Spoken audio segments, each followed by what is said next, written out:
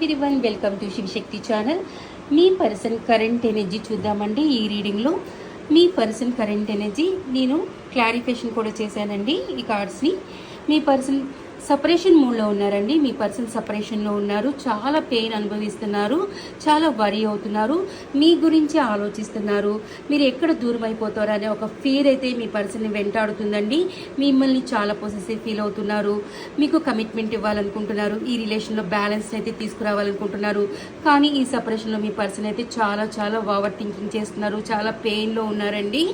అంతేకాకుండా ఈ సపరేషన్ ఒక థర్డ్ పార్టీ వల్ల వచ్చిందండి. ఆ థర్డ్ పార్టీ వల్ల మీ పర్సన్ చాలా సఫర్ అవుతున్నారు. సఫరింగ్ ఇన్ సైలెన్స్లో ఉన్నారు. స్లీప్లెస్ నైట్స్తో ఉన్నారండి. అంతేకాకుండా ఈ రిలేషన్లో మీ పర్సన్ ఫుల్ఫిల్మెంట్ ఆఫ్ విషెస్ ఏదైనా ఉంది అంటే మీ పర్సన్ ఈ రిలేషన్లో వర్క్ చేయాలనుకుంటున్నారండి మీతో. అంతేకాకుండా నైట్ ఆఫ్ కప్స్ని ప్రజెంట్ చేయాలనుకుంటున్నారు. మీకు ఎమోషనల్తో కూడిన కమిట్మెంట్ని అయితే ఇవ్వాలనుకుంటున్నారండి. ఈ థర్డ్ పార్టీ మీ రిలేషన్ని రిజెక్ట్ చేస్తుందండి. ఈ రిలేషన్లో థర్డ్ పార్టీ వాళ్ళ మదర్ చూపిస్తున్నారండి. వాళ్ళ మదర్కి మీ రిలేషన్ అయితే ఇష్టం లేదండి. మీ రిలేషన్ని వాళ్ళ మదర్ అయితే రిజెక్ట్ చేస్తున్నారు. అందువలన మీ పర్సన్ చాలా సఫర్ అవుతున్నారండి. వాళ్ళ మదర్తో అయితే ఆర్గ్యుమెంట్స్ అయితే చేస్తున్నారు. బట్ వాళ్ళ మదర్ అయితే యాక్సెప్ట్ చేయట్లేదండి ఈ రిలేషన్ని. సో దానివల్ల మీ పర్సన్ అయితే చాలా స్లీప్లెస్ నైట్స్లో ఉన్నారు. సఫరింగ్ ఇన్ సైలెన్స్లో ఉన్నారు. స్టక్ ఫీల్ అవుతున్నారండి. కానీ ఇక్కడ ఈ థర్డ్ పార్టీ కనెక్షన్ కార్మిక్ కనెక్షన్గా చూపిస్తుందండి.